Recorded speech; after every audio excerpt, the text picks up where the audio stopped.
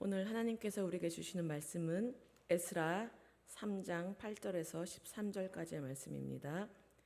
에스라 3장 8절에서 13절까지의 말씀, 구약 성경 713페이지입니다. 교독하시겠습니다.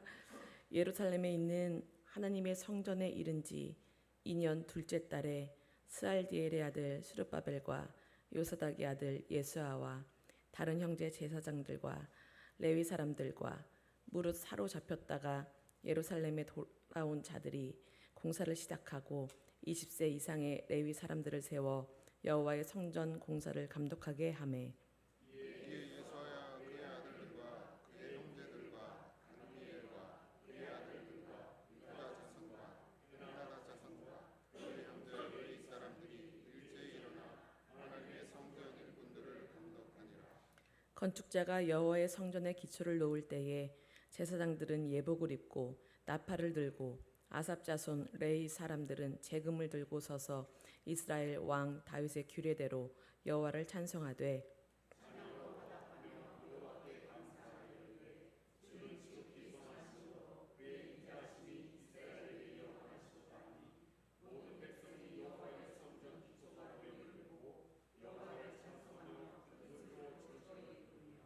제사장들과 레위 사람들과 나이 많은 족장들은 첫 성전을 보았으므로 이제 이 성전의 기초가 놓임을 보고 대성통곡하였으나 여러 사람은 기쁨으로 크게 함성을 지르니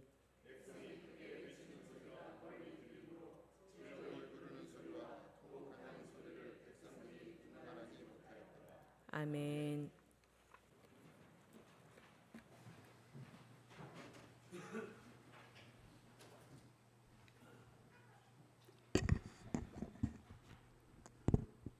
하나님 사랑에 감사합니다. 오늘 이 시간 저희 모두 성령님 임재를 고대합니다.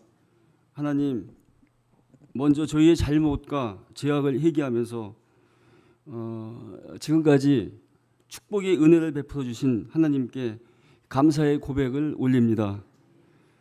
이제껏 저희 것이라고 여기던 고잔제일교회 헌금을 교단을 통해 하나님 확장을 위해 쓰게 하시니 감사합니다. 장학금 지급을 통해 기독교 교육과 양육에 쓰게 하시니 감사합니다. 국내외 미자립교회와 선교지를 통해 하나님을 확장하게 사용케 하시고 또한 선교사 초청과 구제 헌금을 통해 하나님 사역 확장을 위해 쓰게 하시니 감사합니다. 하나님, 캄보디아 선교와 바울 사역지 순례길을 통해 또한 하나님 사역을 우리가 준비케 하시니 감사합니다. 하나님, 앞으로도 저희 성도가 걷는 길이 고잔제일교회 안에 멈추어 있지 않고 세상 끝까지 하나님 사랑을 전파하게 하옵소서. 고잔제일교회 성도가 주의 길을 갈 수 있게 저희 목사님 오직 하나님 말씀으로 인도하여 주옵소서. 가정의 소망, 건강의 축복, 교단과의 관계적 문제, 성도와의 신앙적 소망 등을 모두 축복해 주시옵소서. 하나님 보내주신 목자요원이 오직 성령님 인도하에 지켜주시옵소서. 이제 저희 존경하는 믿음의 선배님과 후배 동역자님에게도 건강한 생명과 장수를 허락하시고 하나님께서 앞으로 주실 소망과 사랑을 선배는 후배를 권면하고 후배는 선배를 존경하며 하나님 격려하고 도전하며 하나님 나라를 구현할 수 있게 하나님 인도하여 주시옵소서.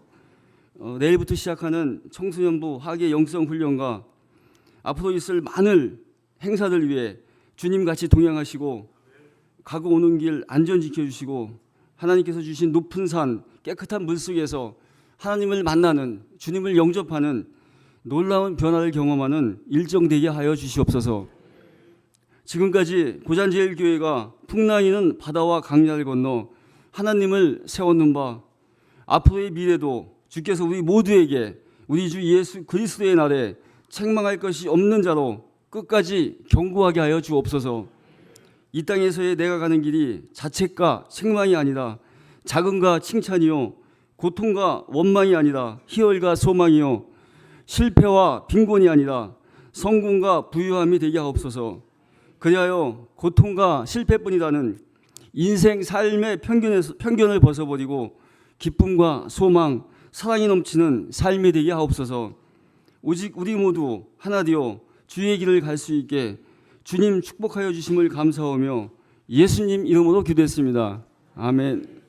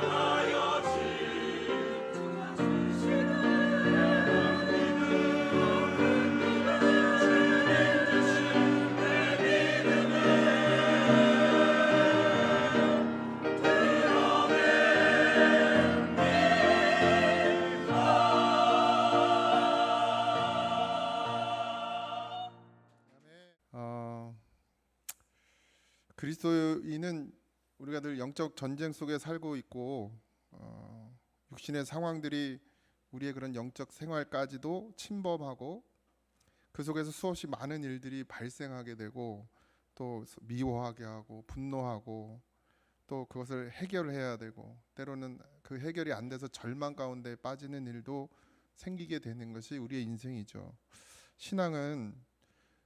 여러분들 신앙은 그런 상황들을 피해가게 해달라고, 그런 일들이 일어나지 않게 해달라고 바라는 것이 신앙이 아닙니다. 신앙은 이런 일들이 닥쳐왔을 때 우리가 어떻게 반응할 것인가, 이것이 중요한 거예요. 미워할 일에도 미워하지 않고, 분노할 일에도 분노하지 않고, 절망할 일이 닥쳐와도 믿음으로 이기고 감사할 줄 아는 것, 이것이 하나님의 백성이고 성도이죠. 이게 우리의 신앙입니다. 그냥 뭐 아무 일도 안 일어나고 그냥 만사 형통되길 바라는 건 신앙이 아니라 종교예요. 절에 가도 그런 얘기 다 하고요. 어느 종교 집단을 가도 다 똑같은 얘기들을 합니다. 만사 형통. 하나님의 교회는 만사 형통을 바라는 게 아닙니다. 똑같이 살아가는 삶 가운데 우리가 그것을 어떻게 이기고 어떻게 하나님께 감사할 것이냐, 그걸 어떻게 우리가 받아들일 것이냐, 그게 신앙이고 그게 기독교죠. 믿음의 사람들은 절망과 그 끝 앞에서 주님을 바라봅니다. 이게 달라요. 종교 생활을 했는데 뭐가 잘 안 되면 옮기잖아요. 다른 종교로. 어디가 용하다더라, 어느 절에 스님이 뭐 그런다더라, 이러면 그걸 찾아가죠. 그건 종교 생활이에요.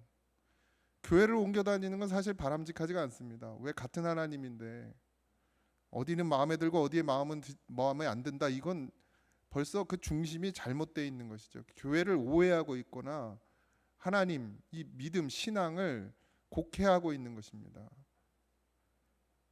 신앙은 우리가 하나님을 바라보는 것이에요. 사람을 바라보는 것이 아니라 자꾸 사람을 바라보고 환경을 바라보고 그 환경을 탓을 하니까 자꾸 옮기게 되는 거예요. 교회는 좋은 학원이 아닙니다. 좋은 학원을 찾아다니는 건 이유가 뭐예요? 거기에 좋은 선생님이 있고 공부를 잘하는 애들이 많기 때문이죠. 그래서 혹시나 성적이 오를까. 신앙은 그런 게 아닙니다. 끝까지 예수님 바라보는 거, 그게 소망이에요. 모두가 끝이라고 할 때, 넌 끝났어 라고 할 때, 그래, 끝날 수도 있어. 우리의 인생이 끝날 수도 있어요. 쫄딱 망해서 더 이상 회복이 안 될 수도 있어. 그런데 우리의 중심이 어디를 향해 있어요? 하나님께 소망을 두고 사는 것. 세상이 뭐 우리에게 끝났다고 그러든 넌 이제 더 이상 회복이 불가능하다고 말해도 상관없어요. 중요한 건 뭐예요? 내가 지금 하나님을 바라보고 있느냐, 내가 하나님을 믿고 있느냐, 그게 더 중요하다라는 거죠. 오늘 우리가 읽은 에스라 3장은 절망적인 상황입니다. 사실 이제 포로로 갔다가 돌아왔잖아요. 소망이라고 말할 수도 있겠죠. 그런데 여러분들, 전쟁의 상황에서 내가 살던 지역이 다 폐허가 됐단 말이에요. 솔로몬의 성전이 허물어진 땅 위에요, 지금. 그러니까 돌아는 왔는데 이제 자유의 몸이 됐는데 와보니 막상 뭐 아무것도 건질 수 있는 게 없는 그런 현실에 부딪히는 거예요. 그러니까 이게 사실 기쁨의 상황은 아닙니다. 절망적이죠. 그런데 거기서 뭘 해요? 제단을 쌓는 거예요. 그 허물어진 성전에서. 기쁘진 않겠죠. 다 무너진 상황. 그들이 아주 자랑으로 여기고 생명처럼 여겼던 그 성전이 다 무너져 있어요. 근데 거기에 제단 하나 만들어 놓고 거기서 제사를 드리는 거예요. 여러분들, 이게 희망적이라고 생각하십니까? 육신의 눈으로 봤을 때. 근데 그럼에도 불구하고 그걸 해야 하는, 제단을 쌓아서 제사를 드려야 되는, 우리가 오늘 읽지는 않았지만 3장의 앞부분에 보면 그들이 돌아와서 제일 먼저 한 일이 뭐냐면 모세 율법에 기록한 대로 번제를 위해 드렸다, 이렇게 되어 있거든요. 근데 번제를 드리기 위해서 뭘 해요? 하나님의 제단을 만들어요. 여러분들, 제단과 성전은 다른 의미입니다. 제사를 드리는 곳이 제단이고 성전은 그걸 포함한 전체를 이야기합니다. 예스라 3장을 살펴보면 전체가 이제 두 개의 구조로 되어 있는데, 앞부분은 하나는 모세의 규례대로 제단을 쌓는 것이고 두 번째는 다윗의 규례대로 성전을 짓는 것이었어요. 하나님께서 모세에게는 제사 드리는 방법을 가르쳐 줬고, 물론 이제 성막을 짓게 하셨지만 다윗에게는 성전을 짓는 방법을 가르쳐 줬어요. 다윗이 짓지는 않았지만, 근데 중요한 건 성전이 먼저가 아니라 제단이 먼저예요. 예배가 먼저란 말이에요. 예배가. 성전이 먼저 나오진 않고 제단이 먼저 나와요. 여기 오늘 본문에 보면 다 의도된 것이에요. 제단이 먼저 나오는 것. 성전이 없어도 제단은 쌓을 수 있습니다. 야곱이 잠 깨어 일어나서 뭐 했어요? 한 일이 뭐예요? 돌단을 쌓았죠. 그 돌단이 뭐죠? 제단입니다. 성전을 짓는 것이 아니라 돌로 제단을 쌓았어요. 뭐 한 거예요? 예배를 드리는 곳이 된다. 성전이 없어도 예배가 돼야 안 돼요? 됩니다. 우리는 이 건물 안에서 예배를 드리는 게 예배라고 생각하는 거예요. 그게 다 깨져야 돼요. 하나님 그거 부시는 거예요. 솔로몬의 성전을 무너뜨린 이유가 거기에 있죠. 제단을 쌓으면 하나님이 역사하십니다. 예배가 있는 곳에 하나님이 역사하시는 거예요. 성전이 있는 곳에 하나님이 역사하는 게 아니라 그 성전 안에서 예배 드리는 자들 때문에 하나님이 역사하신 거란 말이에요. 근데 성전이 있어도 제단이 없으면 예배가 안 되죠. 그럼 성전도 안 되는 거예요, 결국. 그래서 제단이 먼저 나오죠. 제단, 예배가 있어야 성전의 의미가 생기는 것이죠. 예배자의 삶, 그리고 다시 세워가야 될 줄 믿습니다. 다시 세우려면 어떻게 해야 돼요? 다 부셔야 돼요. 다 부셔. 구약 성경에서 제단이 가장 먼저 나오는 때가 언제냐면 노아의 때입니다. 사실은 하나님께서 모세에게 제사에 대한 이야기를 했지만 그 전에도 제단이 있었고 제사를 드렸어요. 창세기 6장 1절에서 3절을 읽어보면 세 번역인데요. 사람들이 땅 위에 늘어나기 시작하더니 그들에게 딸들이 태어났다. 하나님의 아들들이 사람의 딸들로 아름다움을 보고 저마다 자기들의 마음에 드는 여자를 아내로 삼았다. 주께서 말씀하셨다. 생명을 주는 나의 영이 사람의 속에 영원히 머물지 않을 것이다. 사람은 살과 피를 지닌 육체요 그들의 날은 120년이다. 그러니까 이 하나님의 사람들, 그러니까 믿음의 사람들이 점점 어디로 간다는 거예요? 세상으로 간다는 거예요. 세상의 즐거움, 세상의 보기 좋은 것을 쫓아간다는 얘기예요. 하나님의 말씀에 의지해서 살지 않고 예배자로 살지 않고 뭐에 충실해요? 본능에 충실해요. 옳은 대로 자기의 본능, 자기의 생각에 옳은 대로 산다는 얘기예요. 사람을 택한다. 원래 인간은 생명, 하나님이 영을 가져야 되잖아요. 근데 어떻게 여기 뭐라고 그래요? 생명을 주는 나의 영이 사람 속에 영원히 머물리지 않을 것이다. 그러니까 우리가 한번 죽었죠. 아담 때. 그리고 다시 노아도 그랬지만 하나님의 영이 그곳에 임해서 그들을 하나님의 사람으로 살게 한단 말이에요. 죽었지만.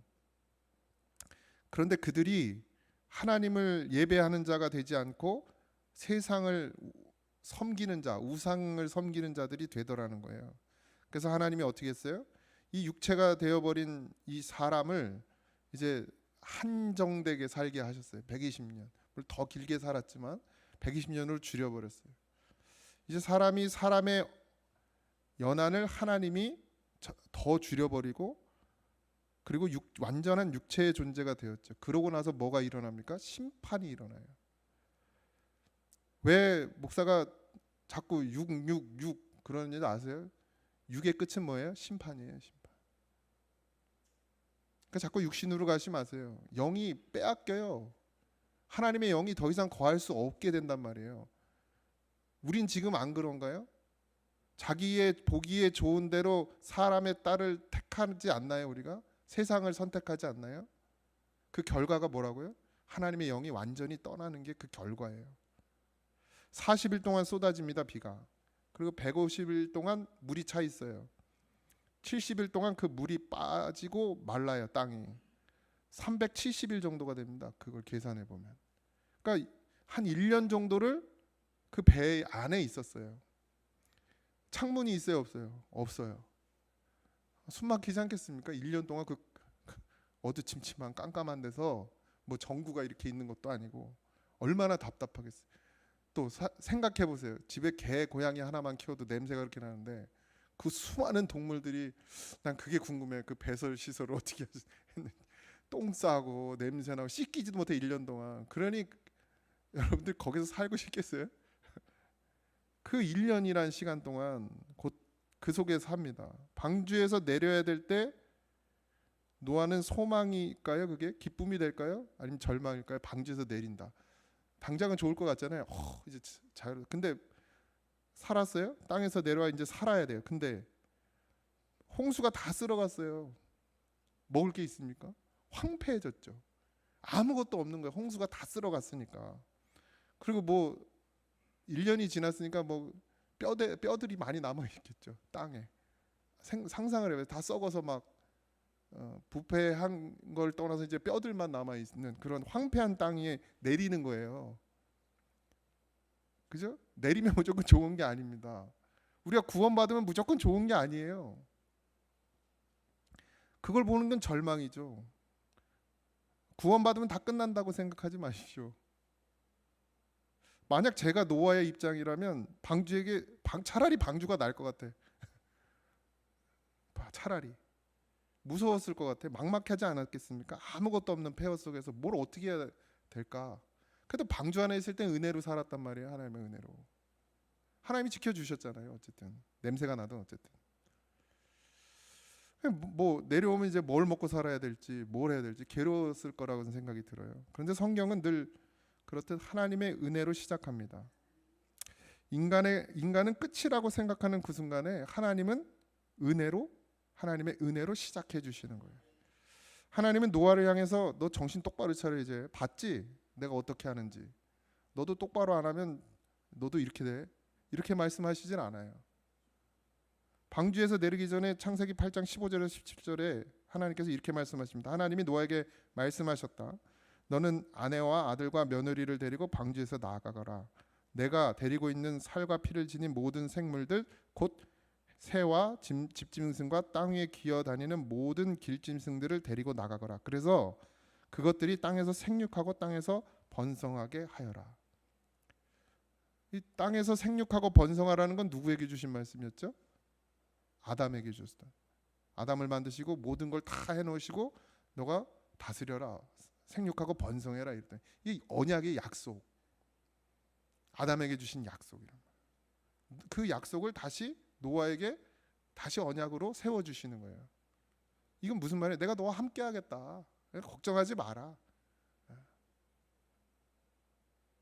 그것만한 위로가 어디 있습니까? 하나님의 사람들이. 근데 우리는 그 말로는 위로를 못 받아. 그죠? 하나님 통장에다가 돈을 팍 박아주고 나서 한 10억 정도 딱 박아주고 내가 너를 지켜줄 테니 걱정하지 마라. 그래야 그 통장을 보면서 하나님 보면서 아멘 하는 게 아니고 그 통장을 보면서 아멘 이럴 거란 말이에요. 근데 아무것도 없어. 마이너스야. 근데 내가 너를 지키겠다. 여기에 아멘이 나와야 되는데 아무도 안 나오잖아요. 그 말에 지금 된 건 하나도 없어. 그런데 그 말에 아멘 할 수 있어야 돼요. 하나님 우리를 곤란에 빠뜨리시는 분이 아닙니다. 우리에게 은혜 주시는 분이죠.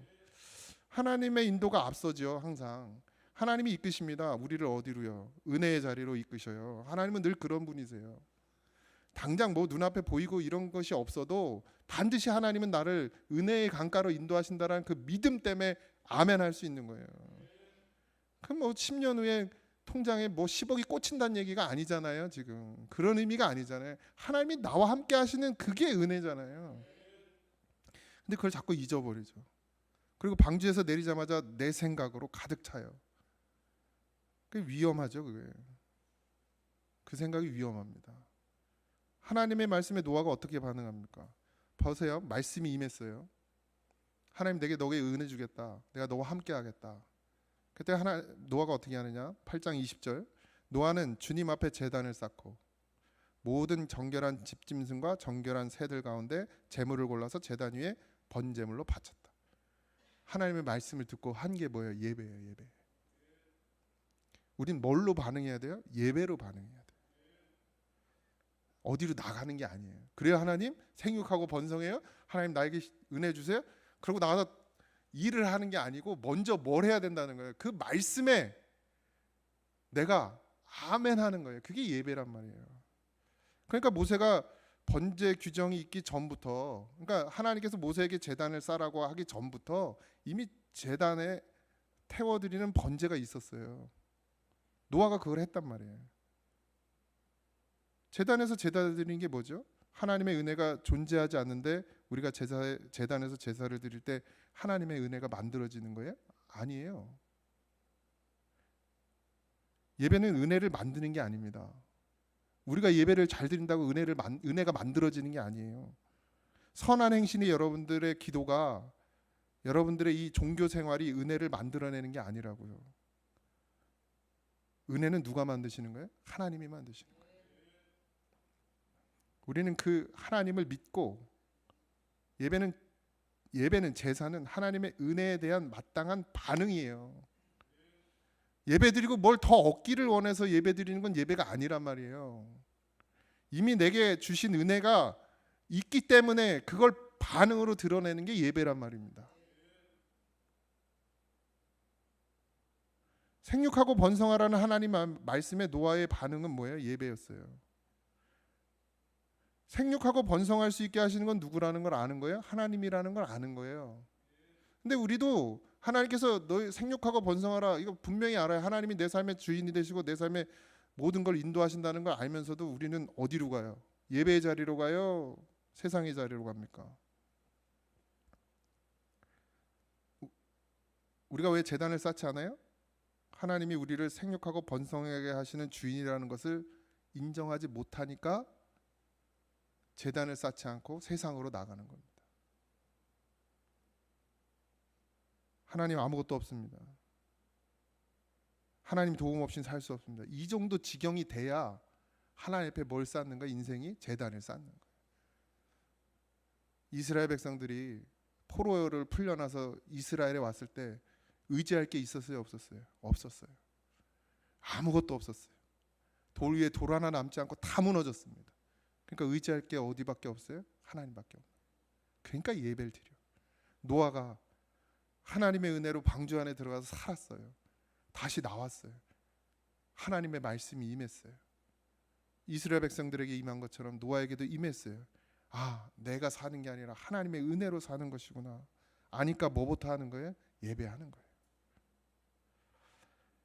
사랑하는 성도 여러분, 제단을 드리고 나니까, 예배를 드리고 나니까 하나님이 굳이 그렇게 안 하셔도 되는데 방주 안에 이미 약속을 주셨잖아요. 방주 안에서.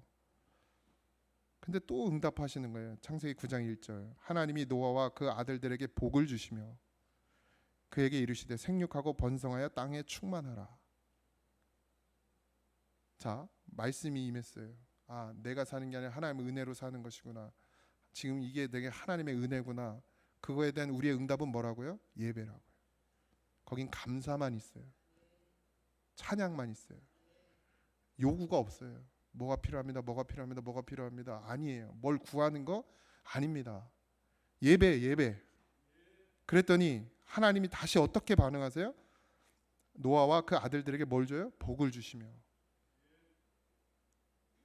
뭘 바래서 임하는 게 아니라 우린 그냥 예배예요. 예배. 근데 하나님이 어떻게 한다고요? 채우신다고요. 다시 확인시켜주네요. 너의 삶의 주인이 누구인지를 분명히 깨닫게 하시는 거예요. 내가 말한 대로. 우리의 문제는 뭐죠? 하나님의 은혜를 못 들어요. 하나님의 말씀을 못 듣는 거예요. 그러니까 제단에서 제사를 드리지 못하죠. 그러니까 하나님의 복이 실체가 없어요. 이게 다 안 되는 거예요. 말씀을 못 들으면 예배가 없죠. 예배가 없으니까 하나님의 복이 임해요, 안 임해요? 안 임하는 거예요. 노아는 들었어요. 그리고 뭐 했어요? 반응했어요. 예배로, 제사로. 그랬더니 다시 하나님의 복이 보이는 거예요. 이게 제단의 의미입니다. 내가 주인이 돼서 확장시키고 개척해야 될 땅이 아니고 하나님께서 주인이시고 하나님의 땅이에요. 내게 아니란 말이에요. 이 고백이 없이는 가져도 가진 게 아니란 얘기예요. 주어져도 주어진 게 아니라. 그러니까 아까 심판 전에 사람들이 뭐 했다고요? 육체로 살았다 그랬어요. 예? 하나님 것을 인정하지 않으니까 가진 것을 누굴 위해 쓰는 거예요? 나를 위해 쓰는 거예요. 그러면 결국 그건 뭐밖에 없다는 거예요? 심판. 심판이 뭐예요? 물로 심판하는 게 심판입니까? 불 속에다 집어 던지는 게 심판이에요? 하나님의 영이 떠나는 게 심판이에요. 그거보다 더 무서운 심판이 어디 있습니까? 우리의 생각이, 우리의 마음이 세상으로 나가면 하나님의 영이 여기서 떠나신다는 거예요. 그게 심판이에요. 그걸 누가 두려워하냐는 거죠. 하나님이 하셔야 되죠. 그것을 인정하는 곳곳마다 뭐가 세워져요? 제단이 쌓여지는 거예요. 하나님의 사람들이 어디 가도 뭐부터 해요? 제단을 쌓잖아요. 성전을 짓는 게 아니고. 성도 여러분, 예배도 마찬가지죠. 오늘 우리가 이사 가면 예배 드리잖아요. 또 뭐 가게 옮기거나 뭐 새로운 걸 시작하거나 사업을 할 때나 예배를 드립니다.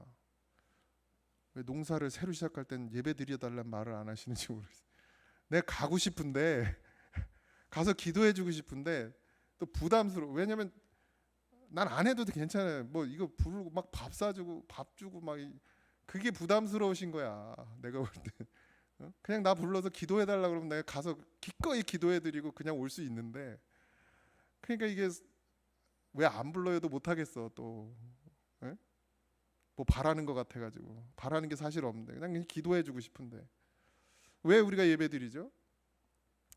그냥 뭐 남들이 하니까 그래서 해요? 아닙니다. 하나님께서 내 삶의 주인임을 인정하는 거예요. 이게 내 게 아니라 주님의 것입니다를 인정하는 거예요. 그러니까 예배를 드려달라고 부를 때는 잘 부르셔야 돼요. 나를 불러서 예배를 드린다는 건 뭐예요? 이 기업체는, 이 집은 누구의 것이라고 인정하는 거예요? 하나님의 것이라고 인정하는 거예요. 근데 불러서 예배 드려놓고서는 다 자기 거야. 집도 내 거고 사업체도 내 거고 주를 위해 써야 되는데 그래도 해야지 뭐. 근데요, 그렇게 인정하고 주님의 것입니다를 인정하고 예배할 때 하나님의 은혜가 다시 그곳에 내려지는 거예요. 이른 비와 늦은 비로 역사하신단 말이죠. 그러니 예배를 드리면 진짜 드리세요. 그냥 형식적으로 아유 또 뭐 시작했는데 또 안 부르시면 또 목사님 그럴까 봐 이런 거 하지 말고 이게 정말 하나님의 것입니다. 내가 이곳에 살게 된 것도, 내가 이곳에서 뭔가를 하게 된 것도 다 하나님의 은혜입니다.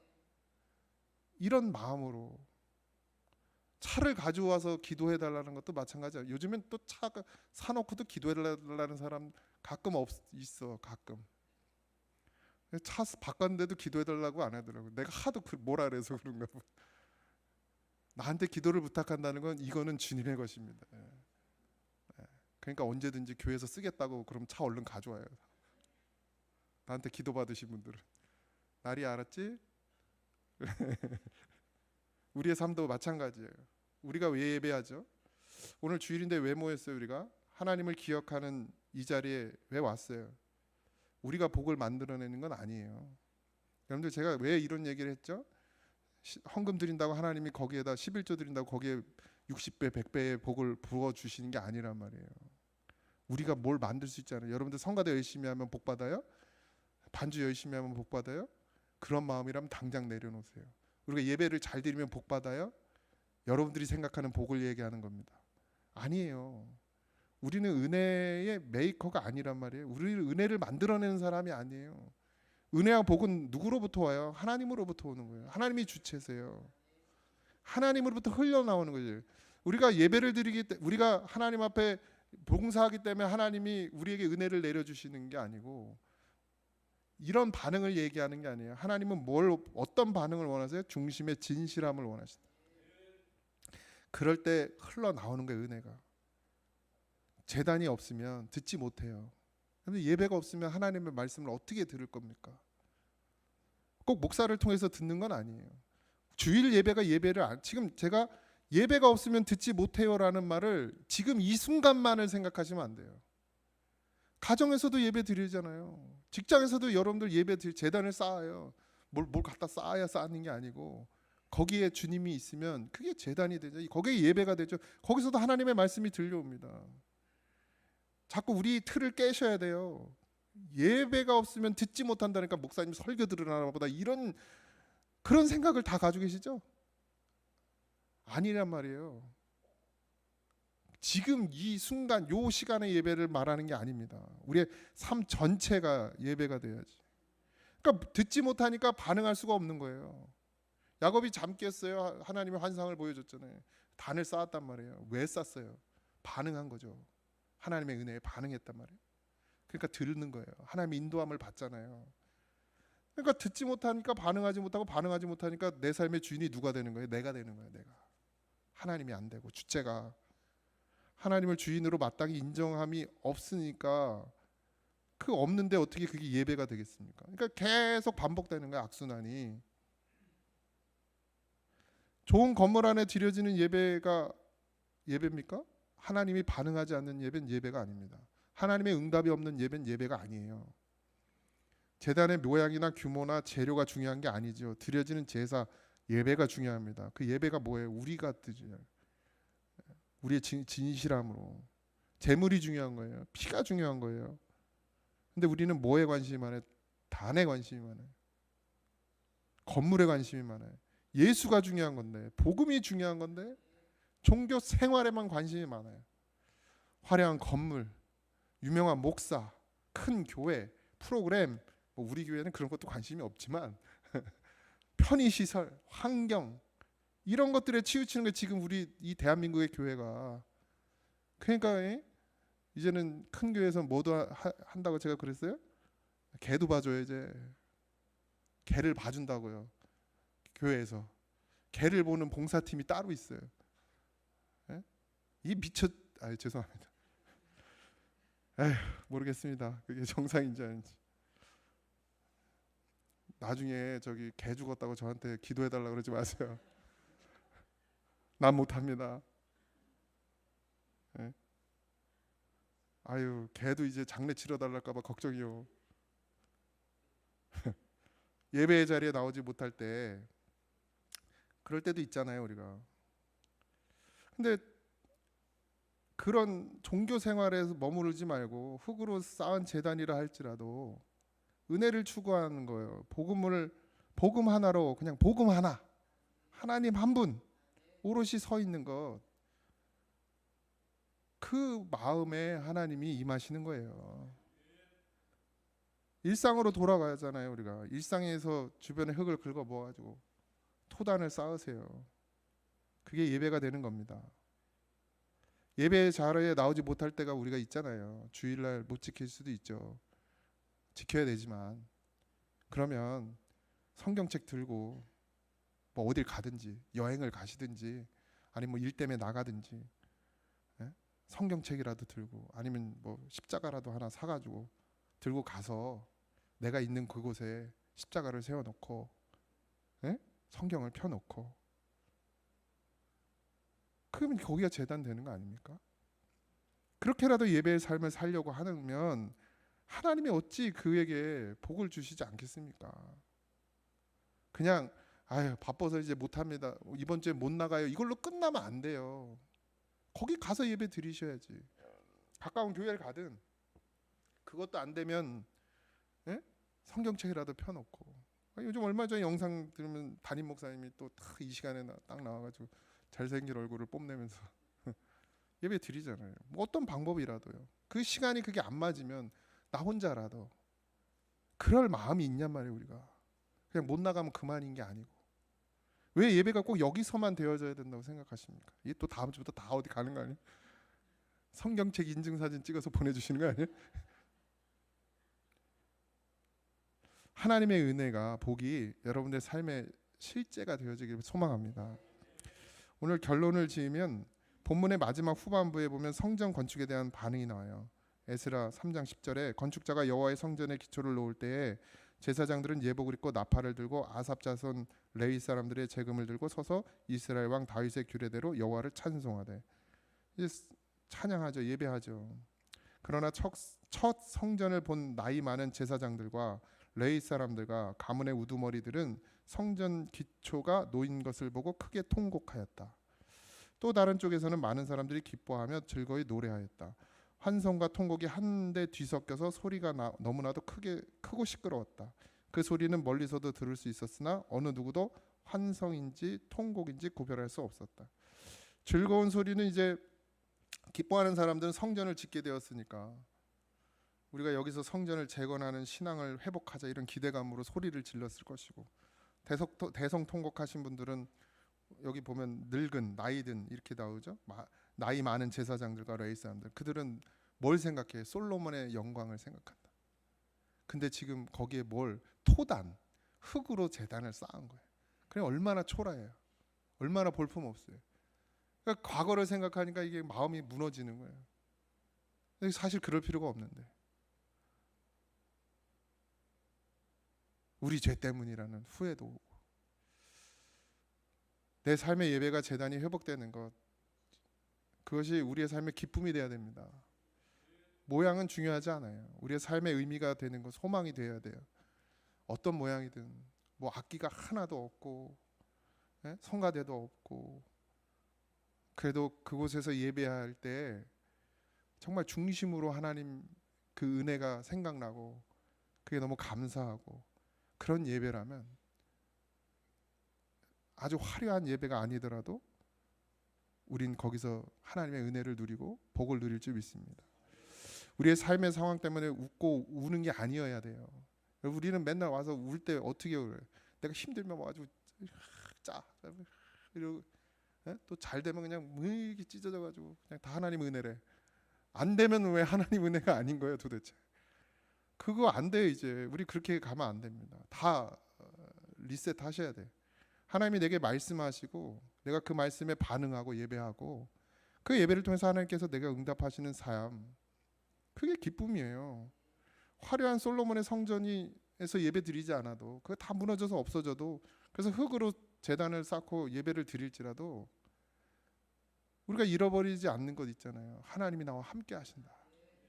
그러면 잘 돼도 하나님이 나와 함께 하시고 안 돼도 하나님이 나와 함께 하세요. 정말 울어야 될 건, 내가 정말 울어야 될 건 내가 그런 하나님을 정말 의지하고 붙들고 살고 있느냐. 그게 안 될 때 울어야지. 사실 내 일이 안 돼서 우는 게 아니고, 내 일이 잘 돼서 웃는 게 아니고, 내 상황이 어떻든지 간에 내가 하나님을 바라보고 지금 하나님을 붙들고 있느냐, 하나님과 내가 지금 소통하고 있느냐, 예배하고 있느냐, 그것 때문에 울어야 되는 거지. 화려한 솔로몬의 성전에서 드리는 제사에는 하나님의 임재가 없었습니다. 그렇죠? 결국 망했어요. 그렇잖아요. 그들이 뭘 보고, 그 겉모습만 보고 자기들은 잘한다고 생각하면서 마음에는 하나님이 하나도 없는 거예요. 그러니까 결국 망했죠. 다 무너졌습니다. 우리도 하나님의 사랑이 아닌 건 다 무너져야 돼요. 이거 성전도 이거 내가 이걸 얼마나 열심히 지었는데 죄송하지만 그 마음이 자꾸 든다면 이거 없애버려야 돼. 천막 치고 다시 합시다. 이 잘 꾸며놓은 이 정원, 이게 내 우상이라면 이거 그냥 시멘트로 다 발라버려야지. 물론 그런 일은 없어요. 시멘트가 너무 많이 들어가지고. 저는 저기 연못을 사랑합니다. 100마리의 새끼들이 지금 무럭무럭 자라고 있어요. 근데 그게 하나님보다 더 마음이 간다면 그것도 묻어버려야 돼요. 아무것도 소용없습니다. 화려한 성전이 화려한 이곳이 무슨 의미가 있습니까? 하나님의 임재가 없으면 안 돼요. 토단에서 예배를 드릴지라도, 천막 가운데서 예배를 드릴지라도 하나님의 임재가 있고 그것에 은혜의 강물이 흐르는다는 사실이 믿어지면, 그 역사가 진짜 일어나면 그거보다 더 기쁘고 감사할 일이 어디 있습니까? 우리 1세대들은 그런 곳에서도 예배 드려보셨잖아요. 비닐하우스 치고 예배 드려보셨잖아요. 거기엔 은혜가 없습니까? 거기에도 은혜가 있잖아요. 그 지금 잘 지어놓은 예배당에서 드리니까 더 큰 은혜가 있습니까? 아니잖아요. 여러분들이 삶이 윤택해지니까 더 큰 은혜가 있습니까? 아니잖아요. 등 따시고 배부르니까 더 게을러지잖아요. 받은 복을 누릴 줄 몰라요. 그럼 더 큰 복을 받을 수가 없어요. 복을 누리는 거는 뭐예요? 나만 배부르고 나만 등 따신 삶이 아니라 그것이 하나님을 예배하고 그 속에서 하나님께로 흘러 보내야 되는 것이죠. 그게 하나님이 나를 부르신 뜻이란 말이에요. 그런 삶이 되어질 때 하나님의 뜻대로 살아갈 때, 하나님의 부르심에 응답할 때, 그때 하나님께서 더 큰 복을 허락하시는 거예요. 달라고 한다고 주시는 게 아니고, 내가 중심의 진실함으로 하나님 앞에 받은 것에 감사하고 그것을 누리는 것이 아니라 나눌 줄 아는 것, 하나님을 위해 쓸 줄 아는 것, 그게 복을 받는 비결입니다. 아싸, 이제 복 받으려면 더 갖다 해야겠다, 이게 아니고, 그래서 11조가 늘어나고 헌금이 늘어나는 게 문제가 아니고, 제발 말씀을 잘 들으시기 바랍니다. 우리가 지금 무엇 때문에 울고 무엇 때문에 웃고 있어요? 과연 우리가 하나님의 부재에 울고 하나님의 임재에 웃고 있습니까? 내 일상에 여러분들 토단이 있어요? 확인하시기 바랍니다. 지금은 내 생각으로 세워진 솔로몬의 화려한 성전을 허물어야 될 때입니다. 내 생각으로 세워진 것들 다 허물어야 돼요. 그리고 다시 토단을 쌓아야 됩니다. 단이 보이는 게 아니라 그 단에서 받으시는 하나님이 보여야 돼요. 하나님은 항상 우리에게 은혜를 주시기를 기뻐하십니다. 우린 이미 복 받은 자들이에요. 그것을 허락하신 하나님 앞에 반응하는 예배자가 되어질 때, 그때 여러분이 하나님이 주시는 풍성한 은혜의 강물을 마실 수 있다는 사실을 잊지 마시고 정말 그런 예배자가 되기를 주님의 이름으로 축원드립니다. 하나님은 나의 주권자가 되십니다. 하나님은 위대하시고 하나님은 선하십니다. 그 하나님이 말씀하셨사오니 주여 그 말씀을 붙들고 우리가 이제는 삶 가운데, 우리의 전체 삶 가운데, 내게 주어진 전체의 시간 가운데 하나님을 예배하는 자가 되게 하여 주옵소서. 종교 생활에 파묻혀 내가 다 한 줄 아는 어리석은 착각에 빠지지 말게 하시고, 하나님 이 성전을 무너뜨려 주시옵소서. 하나님 이 성전을 무너뜨려 주시옵소서. 돌 위에 돌 하나도 남지 않도록 우리의 이 아집과 고집과 우리가 가지고 있는 이 전통과 우리가 가지고 있는 어리석은 생각들을 다 무너지게 하시고, 오직 하나님이 원하시는 중심의 진실함으로 하나님 앞에 예배하는 자로 세워주옵소서. 그것을 소망하고 그것을 갈망하오니 하나님이 역사하시고 그 은혜로 그 복으로 살게 하여 주시옵소서. 이제는 우리 주 예수 그리스도의 은혜와 하나님 아버지 크신 사랑하심과 성령님의 감화 감동 역사하심이 예배자로, 토단을 쌓는 예배자로 살기를 원하는 사랑하는 성도들 위해 이제부터 영원토록 함께 하시기를 간절히 축원하옵나이다. 아멘.